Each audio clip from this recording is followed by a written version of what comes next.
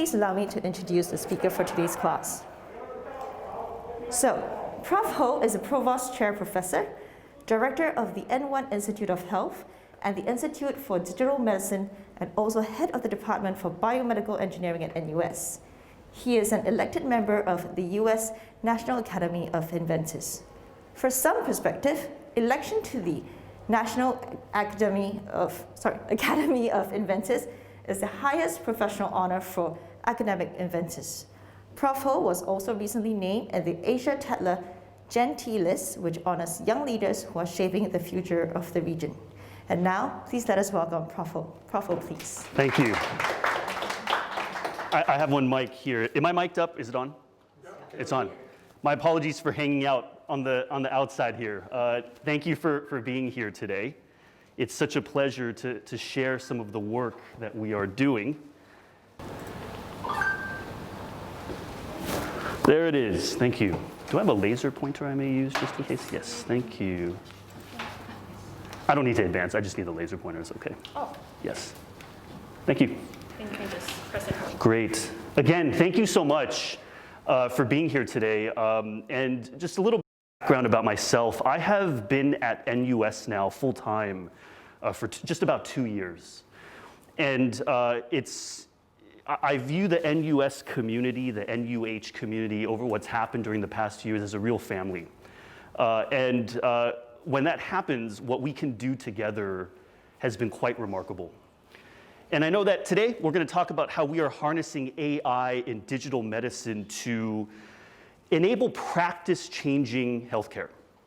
And we're going to talk about, I'm going to share with you 3 stories, okay? 3 stories, but that are ultimately united with the organizations that I direct or run on campus, and how they're uniquely capable to impact healthcare, right? If you look at N1, which is the first one that I'll talk about, N1 Institute, it means N of 1 medicine, where we are designing clinical trials that are tailored to the specific patient that we are treating. And N1 is unique because it is one of the only institutes in the world where our work is completely interventional, meaning we are treating patients. We are leveraging in-house developed technologies that are unique to here. And again, we are all at the clinical stage, right? We are actually helping people. WisDM is a new institute that I'm also directing, where we've expanded our abilities with digital medicine to look at not just intervention, but everything from wearables to digital therapeutics using software to enhance cognitive trajectory, cognitive performance to suppress decline, and other applications which I'll talk about. And not too long ago, I became head of Department of Biomedical Engineering. And what I've really appreciated is we've been able to look at advancing research, but we're also now looking at training tomorrow's leaders. It's not all about us, right? We need to prepare tomorrow's leaders to have future-proofed and a tool chest, an arsenal of innovation where they can carry it on to impact society. All right, so 3 united journeys is what I call it. I love my team, okay? My team is astoundingly awesome, right? I'm so fortunate to have come here to interact with just an immensely talented group of people. And I wanted to briefly highlight the diversity of skill sets and disciplines that unite our institute. So here you have people from all 3 entities, N1, WisDM, and BME. You know, I've actually worked with Wei-Ju Chung. He's the director of the National University Cancer Institute, now also the Vice Dean of Research in Medicine, for years. He's one of the reasons I'm here, right? I've had an opportunity to collaborate with him. And Raghav, and we'll talk about this, I'm very proud to have Raghav here because I actually consider Raghav my brother, okay? We've been through a lot of exciting things together and in important and life-changing studies together.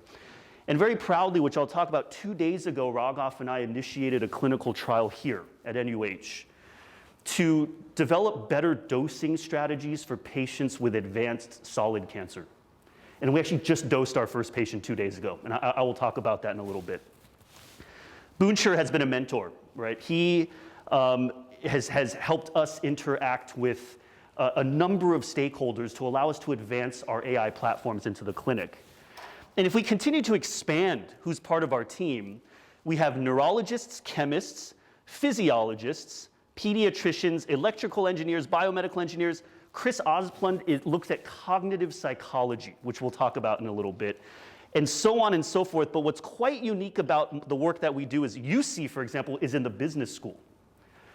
I didn't bring UC in to help us how to do entrepreneurship. There are many opportunities to do that on campus, and we do that as well. But UC looks at healthcare economics. Technology is only as useful as the patients who use it, the clinicians who implement it, and those who continue to do that during the course of treatment. The ethos of N1, the ethos of WisDM, and the ethos of NUS Biomedical Engineering is that technology alone cannot transform healthcare. In fact, I would argue technology is a small part of it. The benchmark is the technology has to be good. It has to be useful. But it takes so much more than that to really see it through. Healthcare economics, behavioral sciences, policymakers, payers, insurance, et cetera. We look at all of that during our pathway to impacting healthcare. I owe so much to them for allowing this to happen. Can I ask a question? Please. Because it's multidisciplinary, Yes. medicine and engineering. Yes. I do not see any medically trained doctors in your team. Oh, these are all clinicians up here. So Weiju Chung is an oncologist, Rogoff's an oncologist, Booncher is an oncologist, Chris is a neurologist, Niam is a surgeon. So yes, it's actually a marriage of clinical, a marriage of engineering. And there's something I'll talk about in a little bit, but one of the more widely discussed terms is engineering in medicine. I argue that engineering in medicine cannot only be engineering and medicine, which is why we have people from all over the campus to really help push the envelope. And I also argue that Singapore uniquely is capable of uniting these disciplines together, where our researchers can actually see the impact of their work in the community. Right, so I moved here from Los Angeles.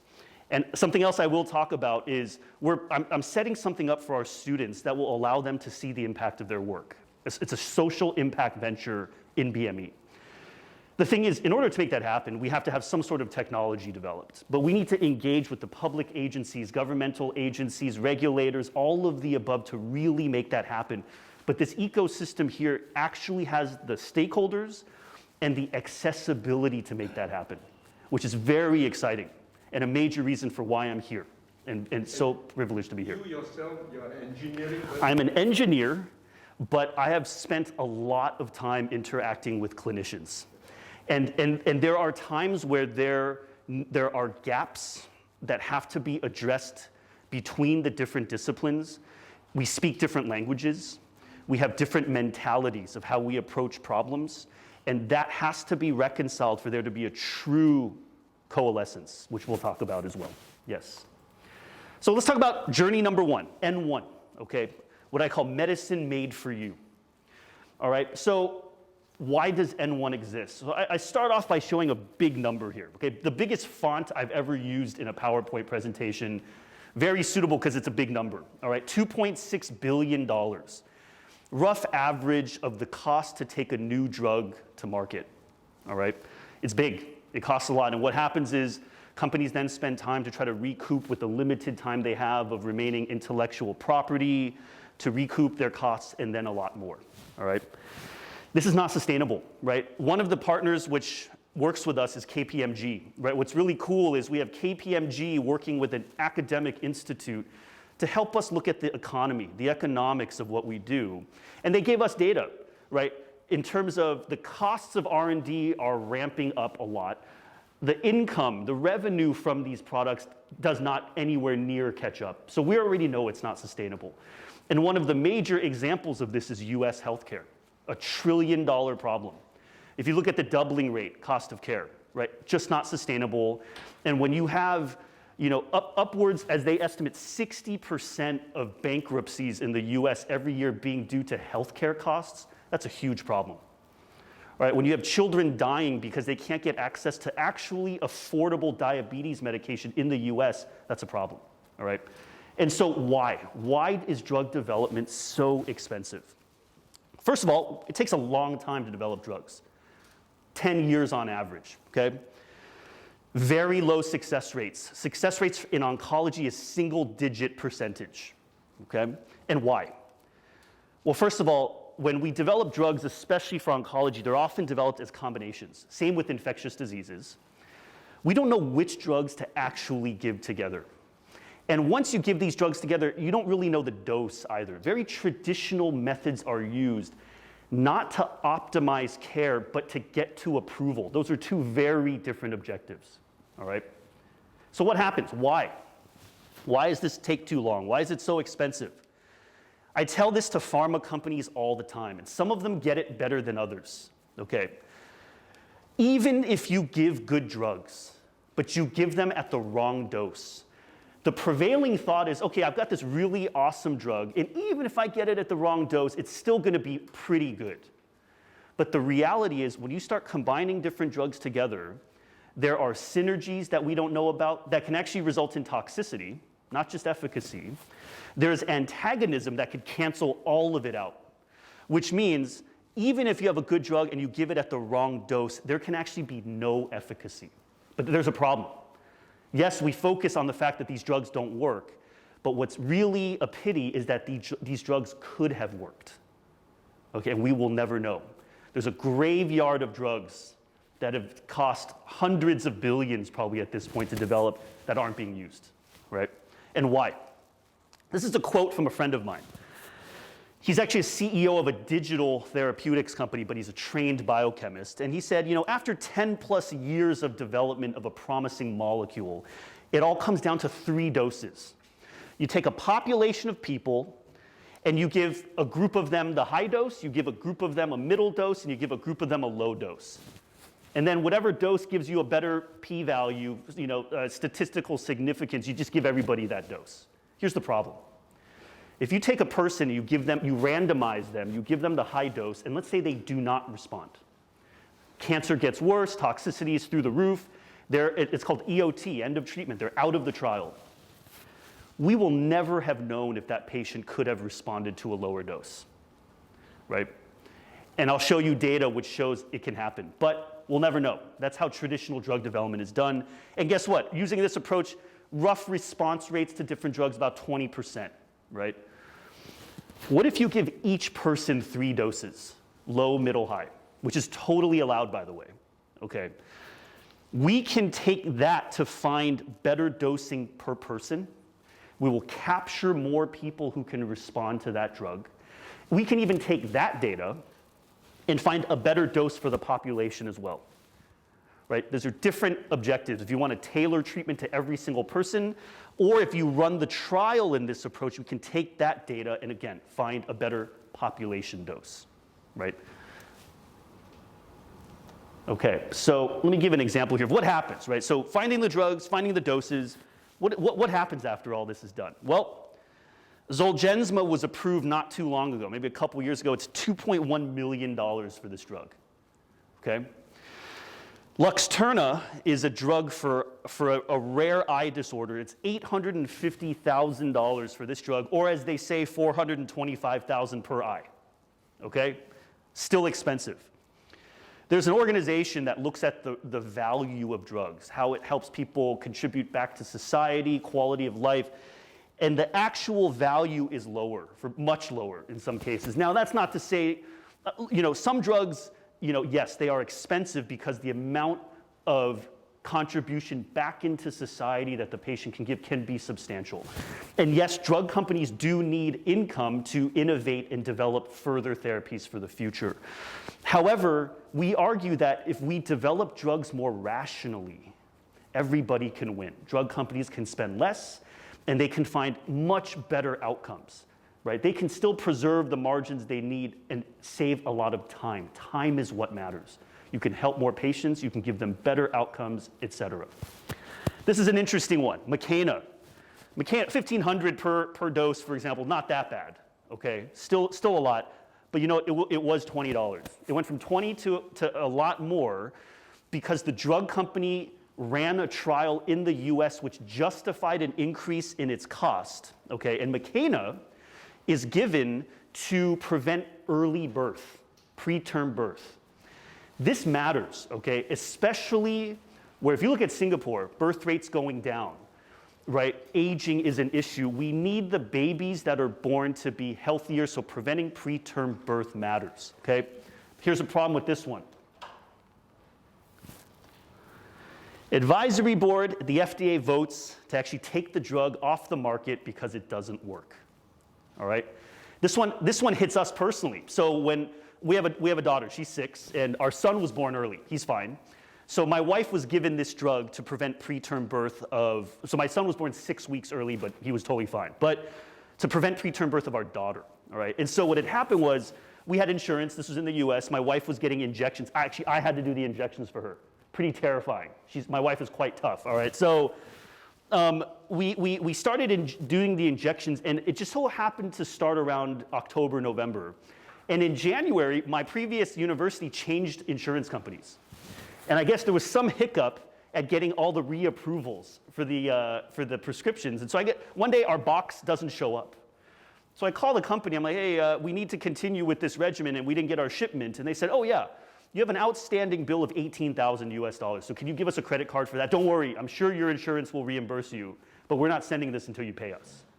And so I'm like, wait a minute, this doesn't sound right. And so I'm like, well, I'm not gonna pay you the $18,000 because I know that you won't help me get it back, and I'm insured, so send it. They're like, no, not until you pay. So I'm like, oh, so now once you start this regimen, you cannot stop, right?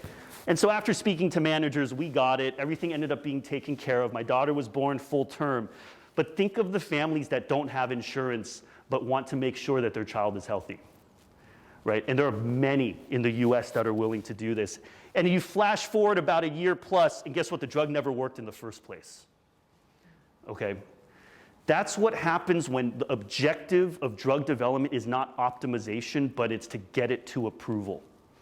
Mining statistical analysis that hopes that you can reduce the time of the duration of preterm birth by 0.2 months or something like that. This is what happens. Families that have potentially gone bankrupt to ensure that their child was born healthy with a drug that doesn't do anything, all right? So we need to completely rethink how we develop therapies, how we implement healthcare. Yes, pricing matters. So again, we're not immune to that. We're not here to say, let's give everything away for free, develop it for free. I mean, there are jobs at stake, et cetera. We know that pricing matters because the company still needs to innovate for the future, but there's a better way to have this model. Can we eliminate the guesswork, right? Can we improve the certainty of improved outcomes of these drugs? Cut the cost of development, optimize patient response, and then ultimately reduce the cost of care. All of this are within our objectives for N1. I'm not going to go through this in detail, no worries, but this is something that's quite unique about N1. All right, these are all clinical trials, registered online. Liver transplant optimization, we have a digital therapeutic study, which I'll talk about, blood cancer, reducing neuropathy, pain from chemo, optimizing HIV treatment, kidney transplant, blood cancer treatment. This trial here, no worries, it's small print. It says Curate AI optimized modulation for multiple myeloma. Blood cancer, done here.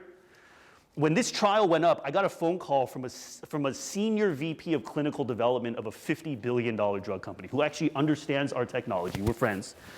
And he said, Dean, this is the first trial design of its kind in the world. And being that I understand what you do, all future trials should be designed this way, where you can try to capture more responders from a drug so that you'll really know if this drug works and can you really optimize the treatment of this drug. It's not just about the molecule. It's about how you provide that molecule with which dosing cohorts, which arrangements, longitudinal data measurement, all of the above. Trial design alone is a major factor in better developing drugs, faster as well. So let's talk about our actual outcomes, all right? This work was done by Ed Chow. He's a member of N1 as well as the Cancer Science Institute. Just to let everybody know, I grew up with Ed. We grew up in LA together since we were about 10 years old, but he's a professor here too now. Very rare to have two buddies who've known each other since the 6th grade end up in similar fields working together, now in an institute together, right? We played video games as kids. Now we are developing cancer drugs together. It's very rewarding. So, it's great working with him. So this is a patient that was presented to Ed's team, okay? This patient in Singapore, T-cell lymphoma, failed 6 lines of treatment, including immunotherapy, and was just about to be sent to hospice care. Okay, this patient had no more options. Using the technologies that we work on together, this patient they obtained a biopsy, and using our AI, which I'll talk about in a little bit, he was able to take a small pool of drugs, but the drugs, the composition, the combination, the doses possible represent many, many possibilities. Within 4 to 5 days, they were able to rank a list of combinations using only this patient's own biopsy. And they had this ranked list, and they found a combination, right? This mapping here looks at optimizing drug interactions. And this is all very patient-specific, right? And that combination had actually failed a clinical trial before. Did not work. Actually here, I believe. And so the clinicians were like, well, this combo ranks pretty high, but it failed. But again, those studies are done on large populations of patients, not on the individual. And they gave the combination to this patient who had a complete response, made it to transplant, and then achieved remission. Was about to go into hospice care, but achieved remission. All right? This is something that's important. We are all different from each other, right? We know that. We know clinical trials, everybody's different from each other. But we are different from ourselves over time. As we start treatment, we evolve alongside the treatment. Our AI does not take pre-existing data from tens of thousands of patients to predict outcomes of the next person that walks in the door. The reason is we're all different from each other and we're different from ourselves. That data misses out on a lot of critical information. And some of the data just doesn't exist.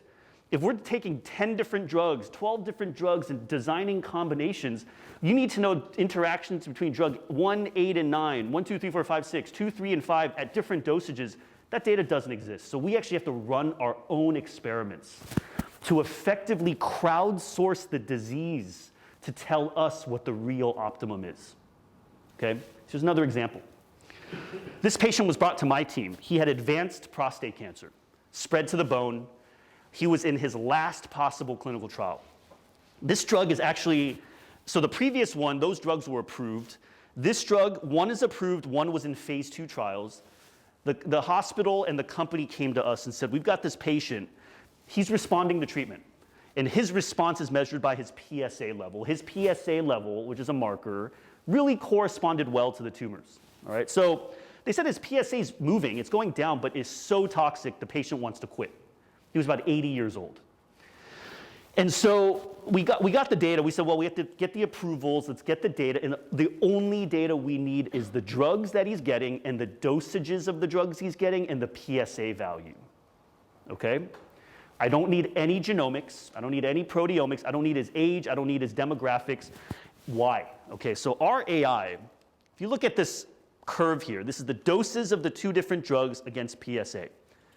You'll notice it's quite smooth. It's a smooth surface. We got 7 or 8 data points of different dosages they had tried on him, and they were guessing. It's common. In oncology, when a patient's toxicity is too high, they drop the dose, increase a little bit, drop the dose. They had done it just enough times for us to calculate out his surface, as we call it.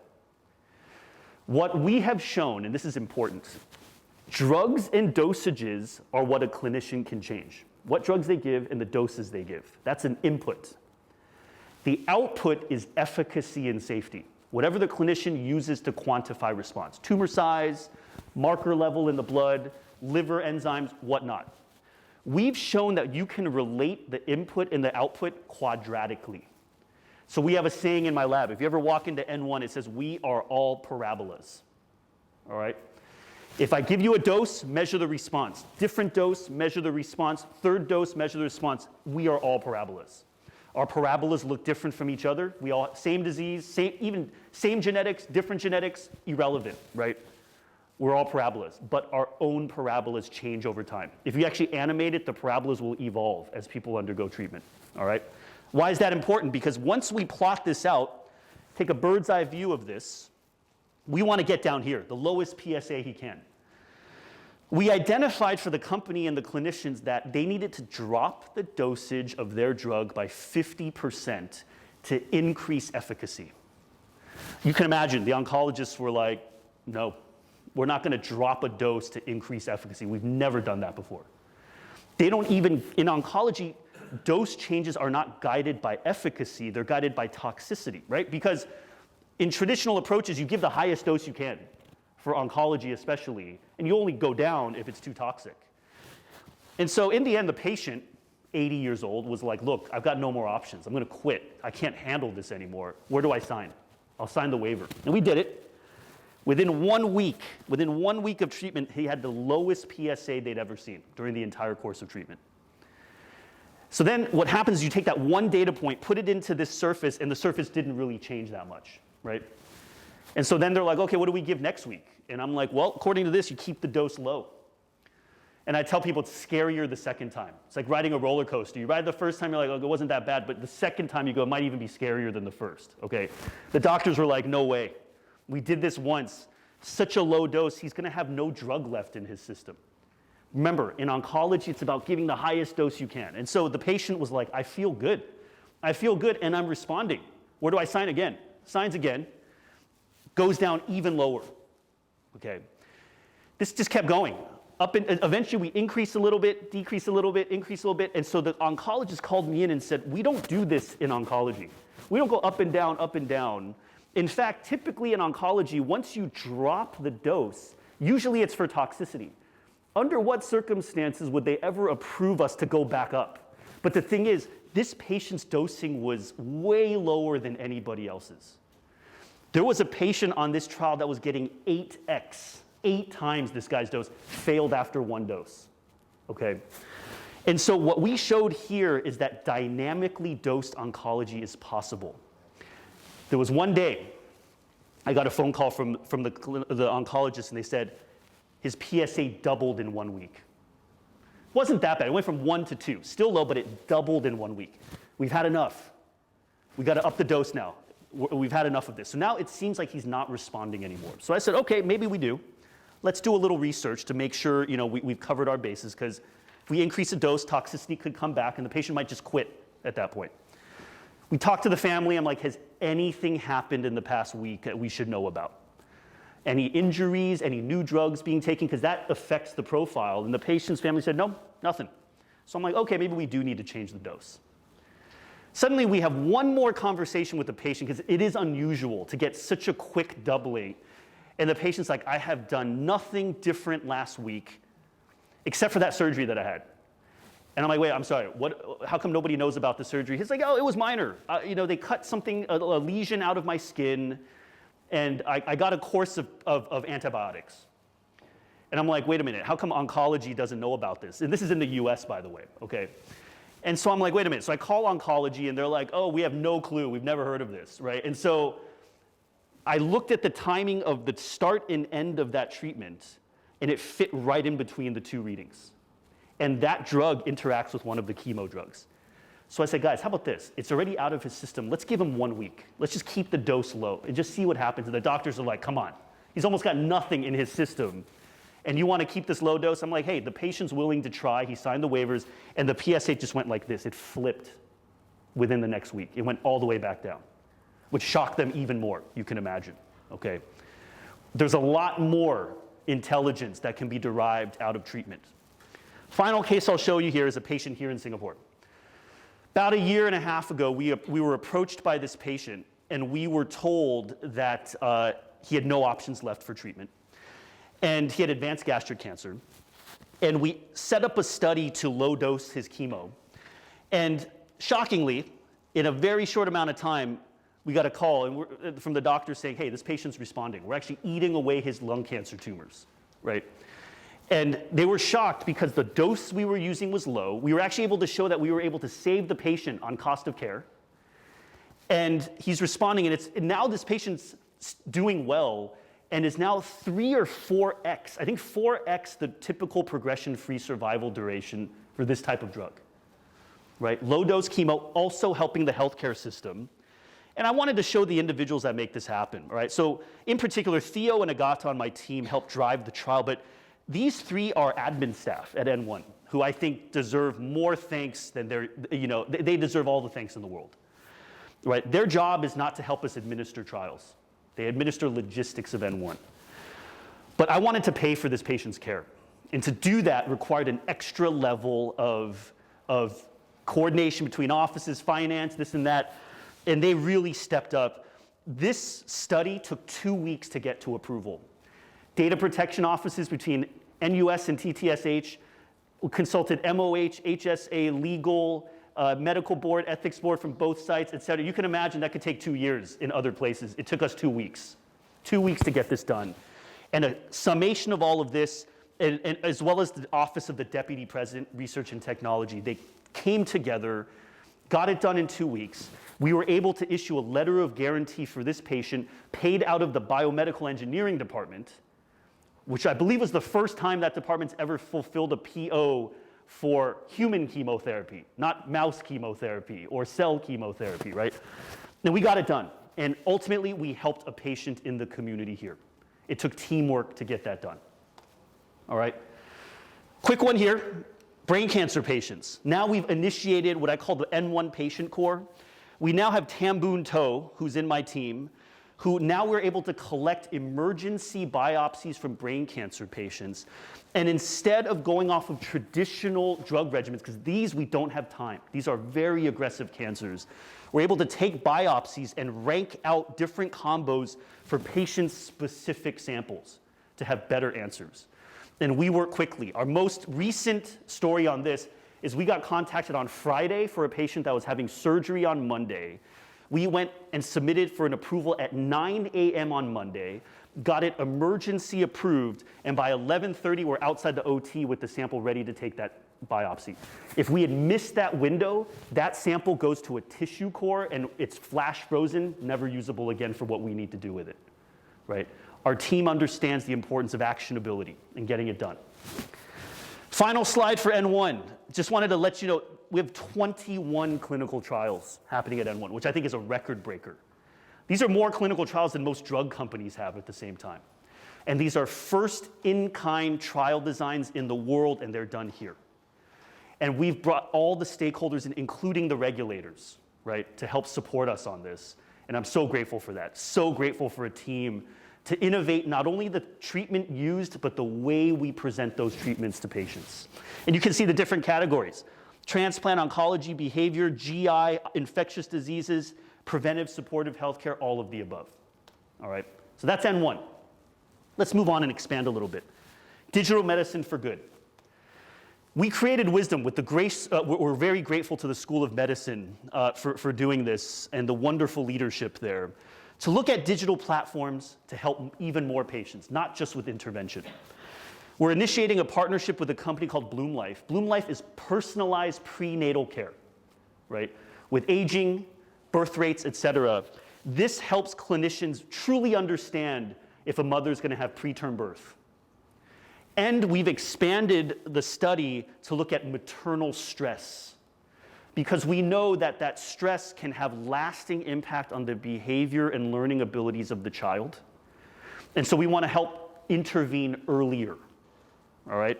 And this is actually set up by a close friend of mine from graduate school, and we're going to partner with his team to run a trial here at NUH.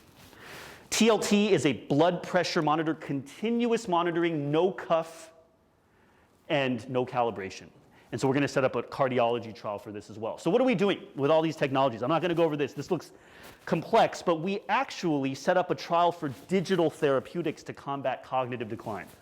This is a game. This is actually a video game. It looks like one of the most boring games in the world, by the way. This is not Nintendo quality, not PlayStation quality. This is a multitasking game, looking at addressing fuel gauges, targeting, responding to commands, et cetera. And we ran this as a multitasking game to try to prevent cognitive decline, to optimize and personalize the ability to multitask. There's no drugs on this one. We call this digital therapy because it's using an app or a software as the therapy. And instead of changing the dose, we change the intensity of each module here. These are 3 different subjects looking at their performance and intensity, and you can see everybody learns differently. Everybody trains differently. And we're trying to use this to optimize people's cognitive trajectory. And we're happy about this because we set up a trial for brain radiation treated patients to help prevent cognitive decline. Just yesterday, we started setting up a trial for post-open heart surgery patients because there's also cognitive decline. If you prevent cognitive decline or suppress it in patients of all different disorders, their outcomes are always going to be better. They're going to be more compliant with medication. It's going to be quicker to get them outside for physical fitness, et cetera. This is a critical area of need, and we're running multiple trials on that. HIV, a quick one on this. We used our parabolic technology, as you can see here, and we found a 33% reduction in the dosing of a drug for HIV. These are all human patients that was able to maintain 0 detectable virus, 0 risk of infection. This particular drug causes kidney failure in many patients, right? So, and that's a separate complication that they can actually die from, right? And so again, we're expanding this trial as well. And then the final trial I'll show you here is one for tuberculosis. Deadliest infectious disease in the world still. Kills over 1 million a year in the world. We used our technology, developed an optimized combination, completely novel, but repurposed, so it's inexpensive and accessible. By the way, the standard treatment for TB right now ranked over 1,000th on our list, one of the worst performing combos. We developed a combo from in vitro all the way through clinical with the technology that we have, and we cut the treatment time from 6 months down to 3 months. One of the biggest problems with TB treatment is people don't finish their medication because they feel okay. And when that happens, you get drug resistance, et cetera, et cetera. That's how people die. 6 months down to 3 months, spending 1,000 times less in drug development, 1,000x less, all right? Taking it to clinic years faster and cutting treatment time in half, all right? This goes all the way back to the beginning. Can we prove that we can develop drugs faster, make them better? And this is human, from in cell lines to animals to human within a couple of years, dramatically outperforming standard of care, as well as even the new therapies. When all of this was said and done, partnering with a private entity, we actually gave it away. There was intellectual property backing this, and we gave the rights away, right? Because we want as many people as possible to benefit from this. And one of our goals now is to do the same thing for Singapore, but for diabetes, right? To take our AI, develop something for diabetes, and when we're done, give it away to the community here, right? And so this leads us to our final journey. Department of Biomedical Engineering, very different experience for me. When I came here, I did not know I was going to become head of department. And I've shown you research, working with top clinicians, top engineers, top healthcare economists, all of the above. Back to basics, back to the beginning, now working with students, right? And they are the future. They are the future of innovation in Singapore and the world, right? And somebody very close to me, someone I look up to a lot, asked me and said, you know, how is it balancing directing institutes and heading a department? And I told him, I said, being a director of an institute makes me a better head of department and vice versa. Because I really get to see the whole spectrum, the genesis of innovation, the genesis of curiosity, and then seeing the curiosity become something, which I'm very grateful for. I'm very grateful for this opportunity. So, working with our instructors in BME, including James Ka, who's just a wonderful educator, he developed a course called Gerund Technology and Aging. And his intent for this class was not to teach people about emerging technologies and have them go home and forget about it. The students are developing actual solutions to problems that exist already and potentially will exist in the community, all right? Social impact is something that's a big priority for our students right now. And we wanted to cultivate and nurture that. And so, you know, there's this bowl here. This one's really important because it allows for situations where there's arthritis, inability to feed oneself. Self-reliance is a major determinant of quality of life, right? And so this is not, I don't even call this a technology, it's a solution, right? This is not fundable by traditional venture capital because it's a design patent. It can be, there's designer rounds, but it doesn't mean there's no impact. There can be immense economic impact of this design, right?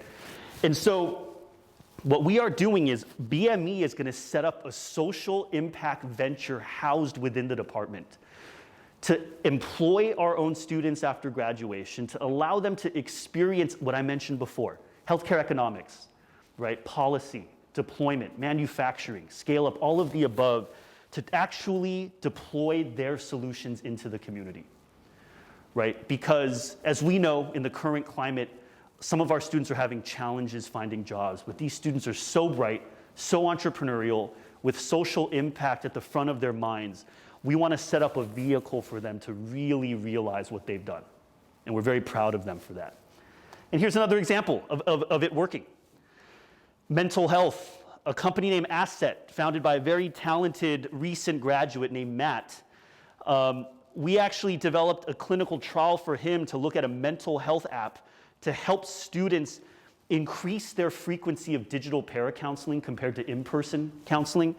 And the Wellcome Trust ended up coming in to fund this, right? So there's outside validation, and this is a united effort between N1, BME, and Yale NUS. We're very excited about the potential of doing this, all right? Okay, so we're looking at all this exciting stuff, and then suddenly COVID happens. Okay, we all know about this. You know, things, several months ago, you know, things got thrown for a loop, so what did our team do to come in with that? And not only that, leverage expertise in N1, WisDM, and BME together. 3 united journeys. Let's bring it all together into one story here. We actually initiated a study here to use AI to develop novel combinations against COVID-19 or the coronavirus. We worked with engineers, clinicians, et cetera. But you'll notice we worked with KPMG, we worked with the business school, we worked with global health security and surveillance experts. We knew that the healthcare systems would be overwhelmed. We knew that economies would be overburdened. After doing our research, not just technically, we realized that the final conclusion during COVID is we have to do more with less. Sounds simple, sounds ideological, but it's true. Low on resources, low on time, low on manpower, we need answers. What are the best drugs to give the patients? All right. We initiated a study with some amazing partners here in Singapore who had access to the live virus, patient-derived virus. We leveraged a platform called IDentif.AI, optimizing infectious disease combo therapy with AI. And very quickly, we took 12 drugs that were in clinical trials at the time, and within 2 weeks, we crowdsourced the live virus. Again, we don't use old data. We don't use pre-existing data. We ran a study crowdsourcing the live virus, and we have a rank list. I'll blow this up in a second. That's easier to see. And we found a combination that resulted in virtually complete inhibition of infection. This is still preclinical in vitro, all right, in vitro, but with the live virus. And we simultaneously showed which regimens were not going to work. Flash forward, this list of ranked combinations, and I'll go over that in a second, completely aligned with all of the clinical trial results that eventually came out, which combos didn't work in the clinic, et cetera. And we didn't need any data from those trials. Why? Because I mentioned we took 12 drugs used in the clinic, okay? 12 is not a big number. If you try each drug at 10 different doses, as I mentioned, you have to look at the dosing too. That's 1 trillion possible combinations. No drug companies in the world, if you combine them together, have the resources to look at 1 trillion combinations. We calculated. If you try, it'll take 1,000+ years to do it, okay? But I mentioned inputs and outputs are related quadratically, which means you don't have to run 1 trillion experiments. With a few hundred experiments, you can find the best you can possibly get out of that trillion. And when you're doing that, instead of finding the best out of maybe 20 randomly sampled combinations, which is what drug development is now, your results, even from these in vitro and ex vivo studies, can mirror what's going to happen in the clinic. So why did we do this? If there's another outbreak, another epidemic, if we get access to the next live virus, give us 2 weeks and we will find out which combinations work and which don't. Every time a patient is given a combination that's ultimately not going to work, you lose out on a vital chance to help that patient. And our results showed it. Lopinavir and ritonavir, Kaletra as it's known, was one of the first combinations given back in January, or maybe even earlier. That combination does almost nothing against this virus, okay? Not only that, we took Kaletra and we delivered it with remdesivir. Okay, so this combo doesn't work. You deliver it with remdesivir, it is the top performing combination, okay? Top performing combination. You take a combo that doesn't work, you link it up with something else, suddenly it's the most important drug out there. Think about it, 12 drugs. In conventional drug development, if drug number 1 doesn't work, it gets kicked out. You never think about it again. We don't throw it out. Because drug number 1 given with drug 8 and drug 11, for example, might be the best combination out there because we leverage unexpected drug interactions to do this.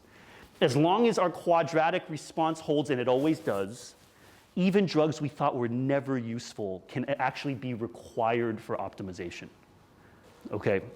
And so what's next with this list? We're almost done here, is multiple clinical trials are being written up for the combinations we've identified, and not only the top ranked. Remdesivir is not widely available, first of all. We included a list of drugs that were also available to the broader global community. So trials are being written up for the top-ranked combination as well as other combinations on this list. We have options. It's all backed by data. If a clinician comes to us and says, hey, I like that combo, but I don't have this drug. Can you give me a different combination that still ranks pretty well and that I can give instead because I have those drugs? Give us less than a second, our database will pull it up, backed by data. Remember, we're not only testing one combo, we're testing simultaneously a whole huge parameter space of combinations, all right? So now I was recently asked to be on a World Health Organization working group for AI in health, right? And so this data is now also being provided to many of our colleagues there because multiple countries have reached out to us for that data, right? So that they have the ability to address future outbreaks as well. And then thankfully, a couple of supporters have come in to further back this study, all right? Final slide.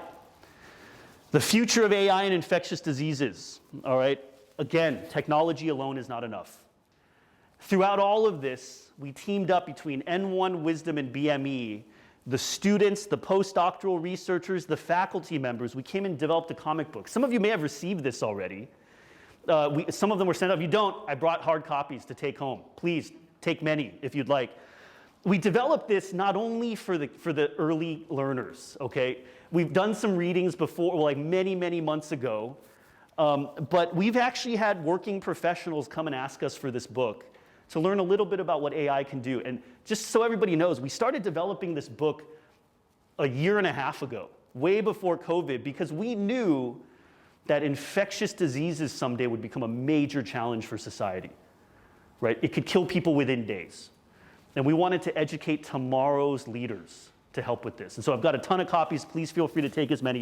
And what I loved was our own faculty members took the time out of their busy schedules to add content, to proofread it, et cetera, including senior management. We're so grateful for that. The world is very fragmented right now, okay? It's very fragmented. But if you look at contributions on the comic on the back cover, we have people from multiple places in the world that actually helped on this as well, all right? And so what we're happy about is the fact that we know the world is fragmented, but there's still room for us to collaborate across the world to see an important outcome moving forward, all right? So copies here, it was a great time doing this, and we're glad that people are benefiting from it. So again, our institute wouldn't be where we are without a number of partnerships across the world, public, private, Amazon, different drug companies. N1 is actually contacted almost weekly, sometimes by patients from around the world who need help. We had a patient from Stanford reach out recently, and in fact, about 2 months ago, we had our first doctor, who herself is a patient, reach out to us for help. She's a renowned clinician in Southern California. And so we know that what we are doing is certainly impacting the Singapore community, but we know it's also impacting other places around the world as well. And so with that, I wanted to conclude. I wouldn't be here without the amazing support of so many people from NUS, NUH, and this is, the list just keeps growing, and as well as the funding agencies that make this work happen. We are deeply grateful. And I want to thank all of you for being here today. Hopefully I've given you a glimpse of how, N1, WisDM, and BME, three very different but similar entities, how we've been able to combine our talents to harness the ethos that technology alone can't transform healthcare, and to take it all the way forward to innovate in trial design and ultimately help the Singapore community redefine the delivery of care. Thank you. So I guess do I access there's a Q&A page. Oh, no question. Okay, we can kind of just do Q&A now. It's fine. Hi, name is James Koo. I'm from NUH. Yes. Practice. I'm not clear about your N1 system because some of the pieces you mentioned are anecdotal in the sense that you went against the main trial. Yes. How do you make that guess to use which dose and which combination? Because to use in vitro testing, like in UCSF, Charlie Wilson was head of doing surgery. He was doing a lot of cytokinetics with drugs. Do you do something like that? I don't know how you could. So let's treat each in vitro, in vivo, and clinical. We'll separate those out first. So for in vitro, what we do with in vitro is we'll start with a pool of drugs, right, that we think could be useful for a specific disease. Let's say liver cancer, all right? So, and we've done this. So the 12 drugs are picked in collaboration with clinicians because we need to know what's the objective of the study. Are we going to repurpose so we can go into a trial? Do we just want to know if some new drugs could be useful? But usually it's to go towards trials. So we will pick 12 drugs, approved, first line, second line, NIA or FDA approved for other indications in oncology, and we'll pick a pool of drugs. What we do is you can't screen out 12 drugs at 10 dosages, right? And so we use an experimental design, an orthogonally designed array of different experiments. So we have a platform to do that, which allows us to establish the boundaries of all the different drug doses possible, but we don't need to run them all. Once that boundary is established with this experiment, we plot out the quadratic surface in there. And along that surface is where we have this ranked list of best all the way to worst combinations, all right? The readout will be kill the cancer cell, and then we'll always have a balanced readout of safety, which is don't kill THLE cells, for example. So it's an index. That's our efficacy. The input is drug and dose. People always ask, does the standard of care show up on the rank list? And the answer is 100% of the time, if there's a standard of care, it shows up on the list. Because we're really interrogating that whole space, all right? Okay, now that that's done, let's take some top candidates and then let's go in vivo, all right? In vivo, the traditional approach is you take the top combo, assuming it's synergistic, you put it into an animal, fixed dose, and the results are usually pretty good still in vivo, all right? The problem there is, as we know, in vivo going to human, it's a very low success rate in reality. And there's a reason for that, right? The dosing is, the actual dosing is probably not optimized. It's impossible to guess, right? So instead of just giving the fixed dose into a set of 10 animals, we actually redo the study again. We get cohorts of mice, we give them different drug dose permutations of the top ranked candidates, and we replot out the surface again. And you actually don't need that many mice to do it. Because if it's quadratic, you don't need to get every single data point there. 100% of the time, the dosing is completely different than body weight or surface area-based extrapolation. Once you do that, then we go to human. Okay, now we've got this combo that we like, and then we go to human. What we do is we run a basket-style study for the human, meaning we don't have any pre-existing data for this patient with this combo. Right? Get the DSRBs approved, et cetera. We actually we prospectively calibrate the patient. The basket in this design is not giving them different drugs in each basket. Same drugs, but different dosages that are systematically designed and approved by the clinician. And when those dosages are given and you measure the response at each time point, we will plot out that patient's specific quadratic profile. After we calibrate out enough data points, here's an example. If it's just one drug being modulated, week 1 dose, measure the response. Week 2 dose, measure the response. Week 3 dose, measure, and these are different dosages. Week 4, we can actually use the surface and say, if you give this dose, it'll give the optimal response. Weeks 2, 3, and 4, dose week 5. Weeks 3, 4, and 5, you dose week 6 because the patient's gonna evolve over time. So traditional anecdotal treatment is you kind of give a pill, you give a dose, and you just kind of see what happens and maybe it works. Ours is always accompanied by that patient's quadratic surface using only their own data to manage the care. So now what we've done is we've gotten approval for multiple trials to expand and do this for multiple patients in a single study. Right? Before, when we were starting to do this, we had patients reach out to us, the clinicians would sit with us, understand the technology, approve and be on the team, get a DSRB. Now we have actually larger cohort studies going on. We've done larger cohort studies for infectious diseases though, and they've worked, as you can see, for TB remarkably well. So it's not, so we have definitive dosing off of the quadratic surface. But again, everybody's surface is different from each other. And so the IRBs, DSRBs, HSA, they totally get what we're doing. And so that's why we're not flying blind, right? We did a transplant study where we were able to just use the parabola and be like, give this dose of tacrolimus tomorrow, you're gonna get this person within the target trough that you want. And it happened. People always ask, how do you know it's quadratic?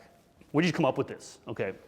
Long ago, there were studies on complex systems and how they resolve perturbations from the environment. And there was some notion that they're quadratic, but let's define what a complex system is. It could be a cell.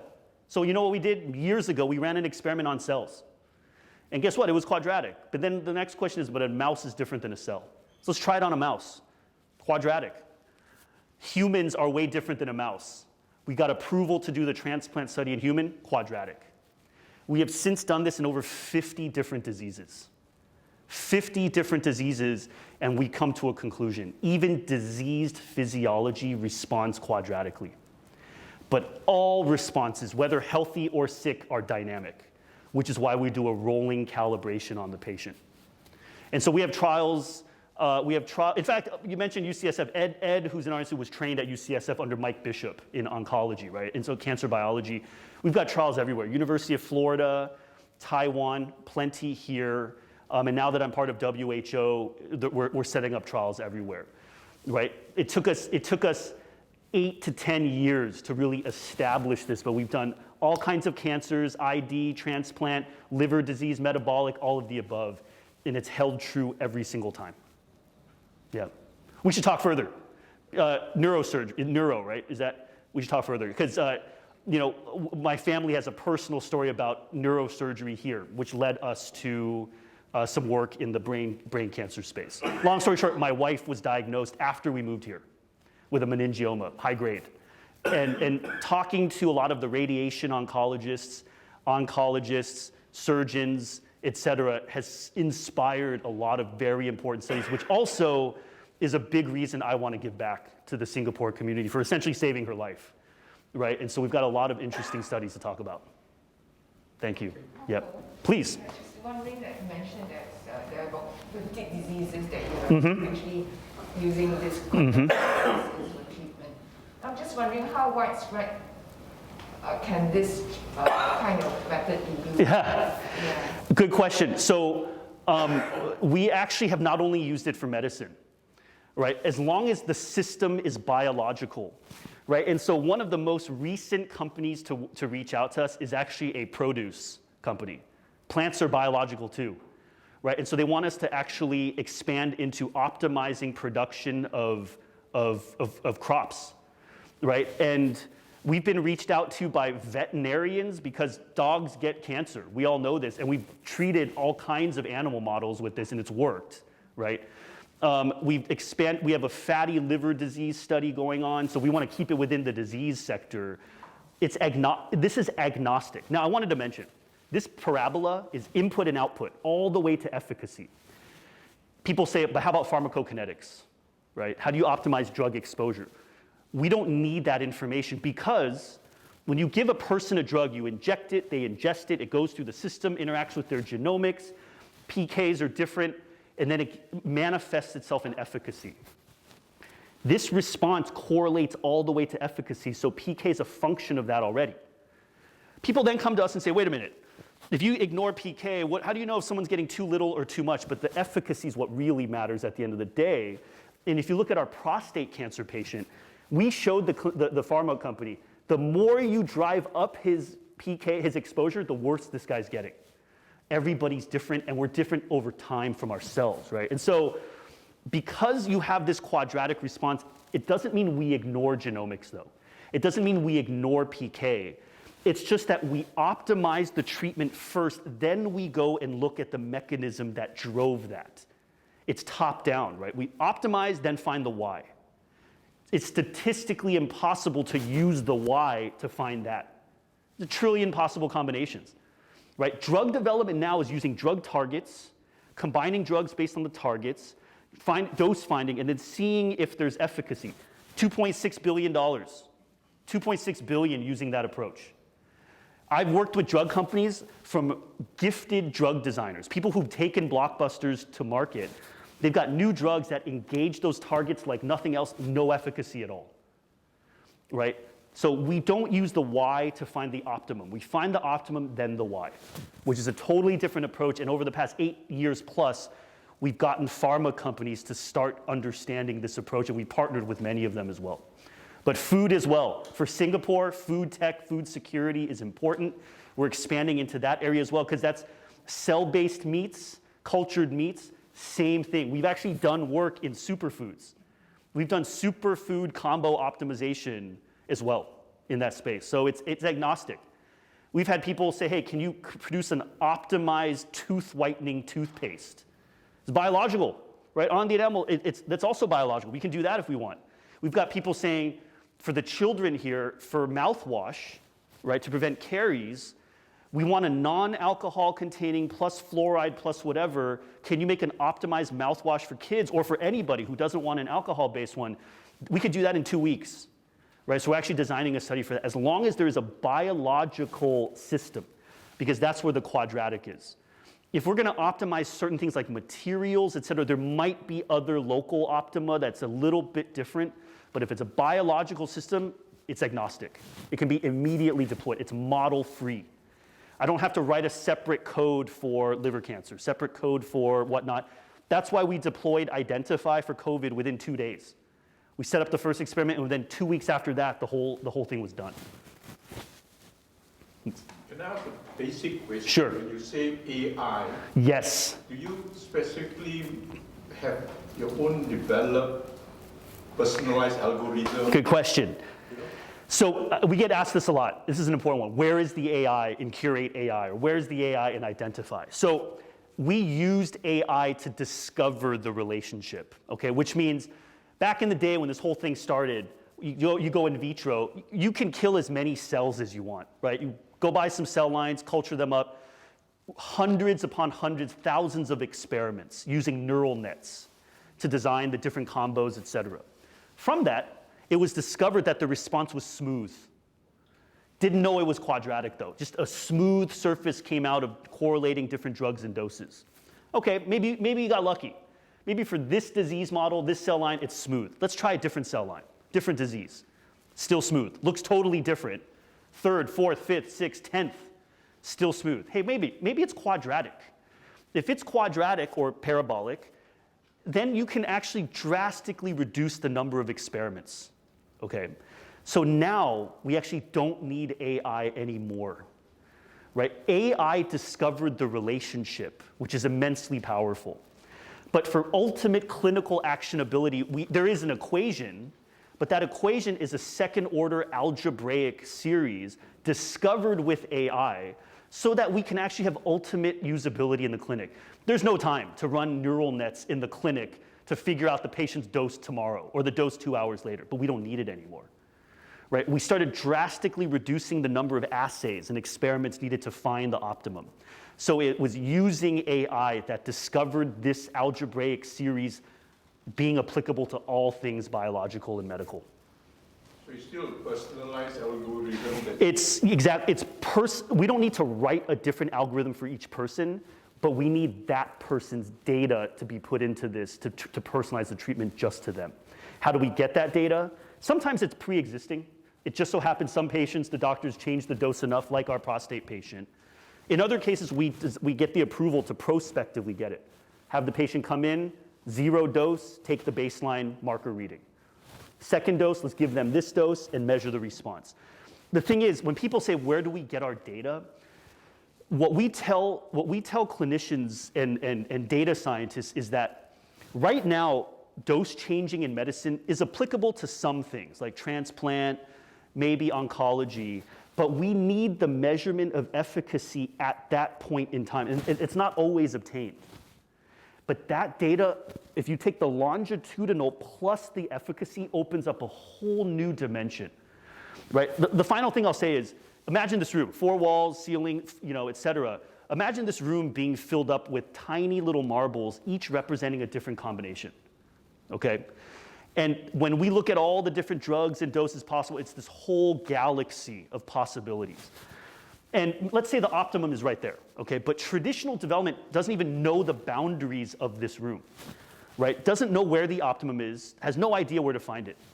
And when people say, I've got 50,000 data points, I've got data from 1 million patients, that's nice, but if there's no dose changing, if there's no longitudinal measurement, that data might just be a bunch of dots just here only. You might be able to fill up this region of the room with tons of data, but you'll never know all of these boundaries of different drugs and doses when the optimum is here. This data here might be okay. It might help improve treatment, but it will never optimize. So the pre-existing data might not even exist in the first, and most of the time it doesn't, because there's not enough longitudinal measurement of efficacy that corresponds to dose changes. Because when you change dosing on patients and measure the response, the whole new galaxy of possible regimens you can give. So where are you now in terms of, with the regulatory body? Yes. Are you accepted as for? So we have clinical trials. We have clinical CRM, but that's still trial stage. It's designated class. So IDentif.AI is class A, right? But this is still for study phase. Class A, which is low risk. Curate is class B. We've engaged with regulators from around the world, including HSA. So I started engaging HSA, actually, I think before I moved here. And by the way, I have to say, the HSA has been amazing, okay? Because the HSA is so accessible, and we've had a number of meetings with them where it's about mutual learning, mutual side-by-side interaction to understand what we do, for us to ask them, how do we take it to the next step? And if you look at our email transactions, our face-to-face meetings we've had with them in the past, it is a model. It is a model for the world. And so what's happened next is my World Health Organization participation is Working Group for AI in Health for Regulatory Consideration. It's the regulatory working group. And what's ironic is, I'm born and raised in the US. In the US, the number of emails I've sent to the FDA and gotten no response is astonishing, okay? But now that I'm on the WHO committee here, we hold regular Zooms now with FDA officials, HSA, EMA, PMD, all the different agencies around the world. And now I actually interact with the US FDA regularly because I moved to Singapore, right? And so I'm so grateful for that, because I'm sitting there in this meeting and the time zones are, because there's like 50 different people in this committee. I have a colleague who's an ethics lawyer for AI. He's sitting in his villa in Tuscany because he doesn't want to be in the city. And nobody uses backgrounds. So it's really cool. I get to explore Europe while I'm on these calls. And I'm sitting there, I'm talking to the 5 people at the FDA who I probably needed to talk to years ago. But now I'm talking to them all the time because I moved here, which I'm so grateful for, by the way, right? And so, yes, the answer is we've had tons of engagement. And just last week, we sent a data package of all this to the WHO, and it's going to become a model. What we've done and the grateful support we've gotten from HSA is now going to be, we're trying to see if we can build a case study around that for when when interaction between agency to investigator leads to actionable and quick improvements in patients, because it's a model. What the HSA has helped us do, I don't think is doable anywhere else in the world. We've got NHS people in the UK, and these are the stories that should be heard about, right? One thing about the FDA is a lot of times people are afraid. They're afraid of the FDA because they're like, oh, they're gonna just shoot me down, right? They're regulators. The HSA has shown us that the regulator is a partner, right? And so that's why I put together slides to say, this is a case study where the HSA got back to us in one day with a list of important questions. That 2 weeks to help that patient at TTSH, the HSA played a key role in answering questions for us. That's unheard of how fast that is. And I think we need to give more awareness and attention and appreciation to that. And because a lot of people don't know. They just don't know how interactive and accessible the HSA is when we meet them halfway, right? And they've been wonderful. So useful for fast tracking. In our case, what's interesting in terms of it's rigorous, right? But we don't want it solely for the purposes of just moving through the levels of clearance.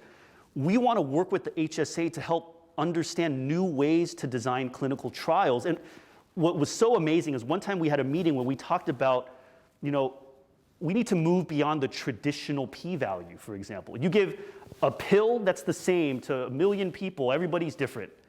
So you got to get a ton of people so that you can try to get that p-value that is above noise that this pill may or may not work, right? What if we have a study where we expand different dosages across the same patient? Can we can't just use, because now the regimen is different and the people are different. How can you just look for a standard p-value, right? And so what about looking at variance analysis between cohorts? Like those who are personalized have a much tighter band of variation versus the control, and we showed it. We showed it in a clinical study, a huge difference between cohorts. And the regulators were like, this is interesting. We would be absolutely able to have a conversation about redefining not only the speed of regulatory, but the designs and the data we're pulling out to act on, right? We're really breaking it down, and I love it. It's just been educational, productive, and actionable in the end.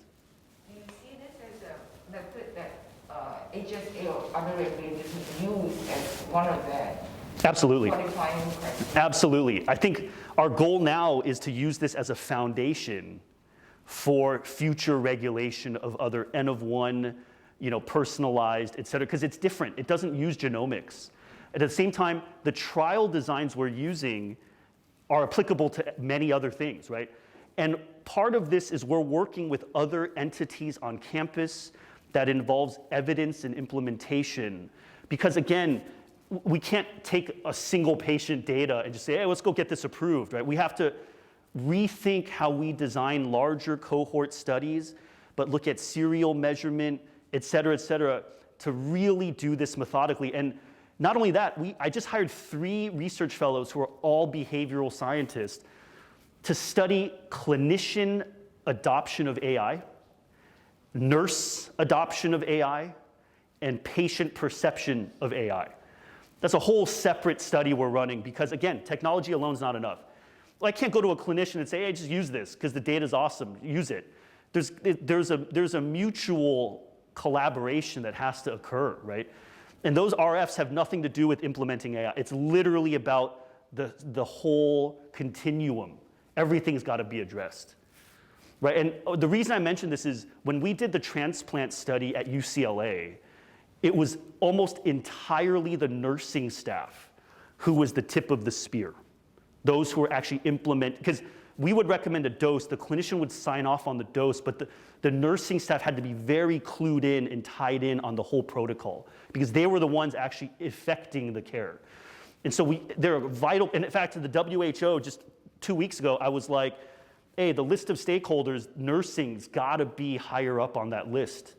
Because depending on the country you're in, they could be actually the main person that will know this patient they're treating, right? The clinicians obviously take amazing care, but in the workflow, everybody's gotta be in there, and so we look at all of that.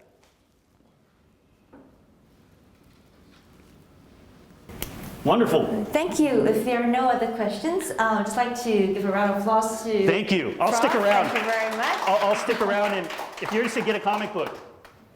My kids know the term combination therapy now. Pretty cool. 7 years old. Thank you. So, ladies and gentlemen, with that, we have come to the end of the session. We hope you found that insightful. Once again, thank you for your active participation and for spending time with us this morning. Thank you very much. Thank you so much for being here. Thank you. Thank you. Thank you. Thank you so much.